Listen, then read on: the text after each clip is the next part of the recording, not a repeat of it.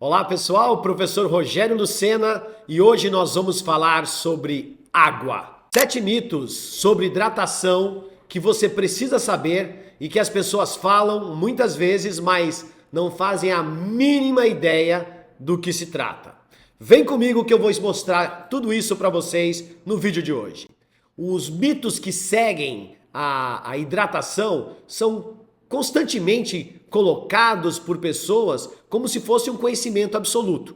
Mas infelizmente são manias, são invenções que são criadas com essa finalidade. Então vamos ver esses 7 mitos. O primeiro mito diz assim: você precisa de 8 copos de água por dia. A verdade é que a quantidade de água ideal vai variar de pessoa para pessoa. E por que vai variar de pessoa para pessoa? Porque os sistemas corporais têm dimensões diferentes, têm características diferentes em relação à quantidade de água necessária. Fatores como idade, massa corporal, o clima que a pessoa vive, a atividade física se pratica ou não pratica, isso vai ser ou vai precisar ser levado em conta na hora que eu vou determinar quantos copos eu preciso beber. A base científica para isso diz que a ingestão de líquidos recomendada vai variar entre 2,7 litros para mulheres e 3,7 litros para homem, incluindo todas as bebidas e alimentos que são ingeridos durante o dia. Essa informação ela veio de um estudo realizado em 2004 pela National Academy of Science Medicine. E esse estudo verificou a necessidade e o perfil de desidratação ou hidratação que as pessoas apresentavam. Então, parece não ser algo muito verdadeiro afirmar que 8 copos de água são necessários por dia. Um segundo mito é: se você não tem sede, é porque você está bem hidratado. Na realidade, a mentira que está por trás disso é: toda vez que você tem sede, você já está desidratado. Então a sede é um sinal de desidratação já em andamento. Então beber água ao longo do dia, mesmo sem sede, é um mecanismo que deve ser adotado para que possa resolver possíveis ou evitar possíveis desidratação ou desidratações. A base científica para isso é que a sede é um alerta tardio já quando o corpo perdeu em média de 1 a 2% de água, e isso já pode afetar a saúde. Dizendo nisso, deixa eu tomar um golinho porque a minha garganta está seca.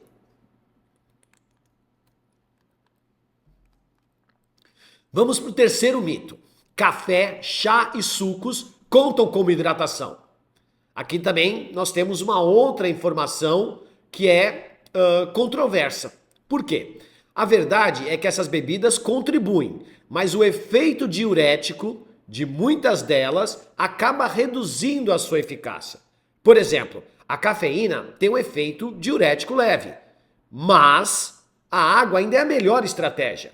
A cafeína pode induzir a diurese. Tem pessoas que bebem cerveja e acham que estão hidratando. Muito pelo contrário, o aumento de diurese em função da bebida alcoólica provoca desidratação e desidratação severa nas pessoas. Ah, pessoal, já estava me esquecendo. Antes de você ver o próximo mito, deixe seu like, se inscreva no canal, aperta o joinha, comenta o que você faz de estratégia para manter-se hidratado. Isso vai ser muito importante para que outras pessoas possam interagir. Vamos para o quarto mito. O quarto mito diz assim: água com gás hidrata mais do que água sem gás. Essa é uma outra inverdade, né? A água com gás hidrata tão bem quanto a água sem gás. Então não existe uma diferença. A diferença está apenas na composição, né? Não tem nenhuma evidência científica de que a água com gás tem efeitos diuréticos e aumente a desidratação ou não aumente a desidratação. Então tomar água com gás ou água sem gás vai muito da predileção de algumas pessoas. Eu gosto mais disso ou daquilo, mas não tem interferência nenhuma no processo. Vamos para o quinto mito. Água de coco é tão hidratante como água normal. Tem um outro problema por trás aqui. A água de coco pode ser útil após um exercício intenso, mas não substitui a água pura para hidratação diária. A água de coco contém calorias e açúcares naturais, excelente para reposição de eletrólitos após atividades físicas intensas, mas ela não substitui a água normal. E lembra, como tem calorias, tomar água com coco, água de coco, isso vai aumentar também o teor calórico. Além disso, por ter gordura na sua composição, pode não ser muito útil em alguns quadros de desidratação por problemas gastrointestinais. Isso tem que ficar de alerta para vocês. O sexto mito é algo muito difundido por aí e tem uma mentira muito grande que diz assim: você só precisa beber água depois de acabar a atividade física. E vamos entender o contexto que está por trás disso daí. Principalmente profissionais envolvidos com luta, onde precisam utilizar roupas como kimono e por consequência a hipertermia aumenta demasiadamente, eles têm um grau de desidratação muito grande durante a atividade. Então, ingerir água antes, durante e depois é fundamental para manter a hidratação desses praticantes de atividade física que envolve uma grande sudorese. O conceito que está por trás é: quem bebe água fica mole, quem bebe água não piora o rendimento. Isso é uma mentira, não tem nada a ver com esse contexto. A água é importante para manter a temperatura térmica, que por consequência melhora o funcionamento enzimático para que o corpo trabalhe numa temperatura adequada à melhor performance enzimática. Então, esse conceito de não beber água durante a atividade física, isso caiu por terra abaixo.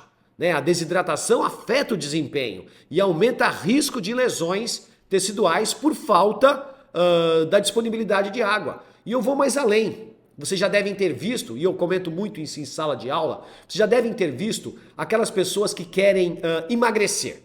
O que ela faz? Ela pega um saco plástico grande, corta e veste como se fosse uma camisa, coloca um casaco por cima e vai para a praia 2 horas da tarde no verão correr.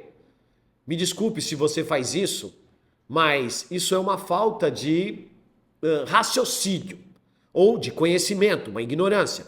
Por quê? Porque quando você aumenta a sudorese, você gera alteração na quantidade sanguínea. Você torna o sangue mais viscoso. E um sangue mais viscoso, ele tem dificuldade de ser bombeado.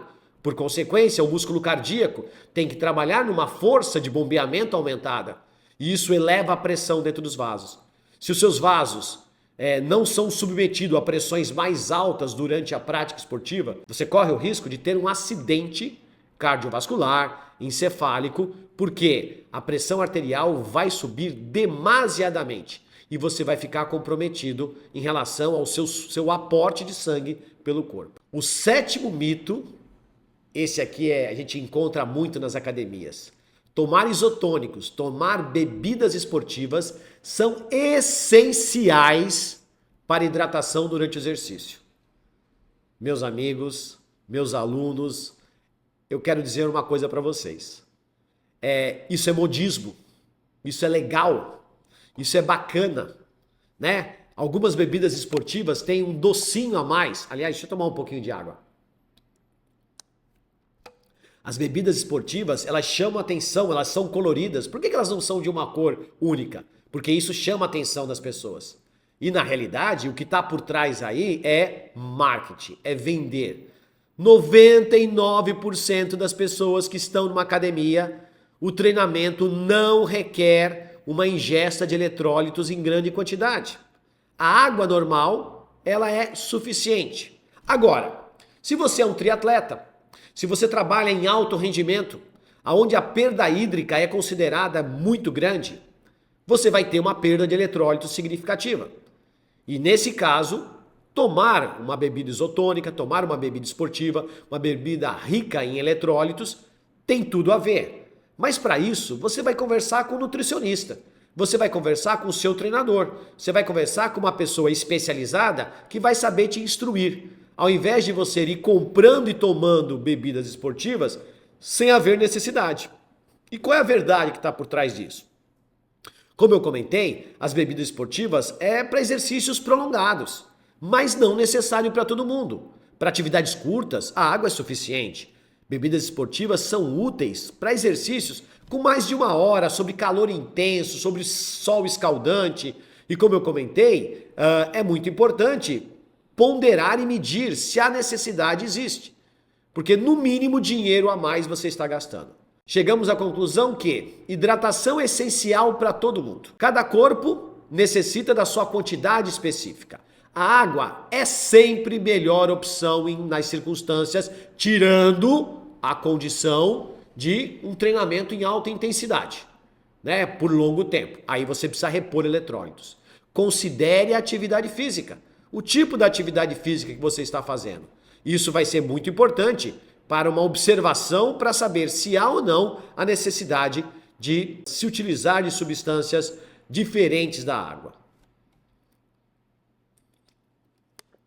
Bem, se essas informações fizeram sentido para você, se você entendeu a necessidade da hidratação, se você viu a importância desse tema ser discutido nesse vídeo, você pode deixar o seu like, você pode deixar o seu comentário. Eu acho muito importante, eu tenho interagido com muita gente através dos vídeos e tenho percebido que algumas demandas, algumas necessidades saltam aos olhos. E isso me ajuda a trazer informações que sejam pertinentes e atuais para vocês. Quero deixar um grande abraço, que Deus abençoe a sua vida e até o próximo vídeo.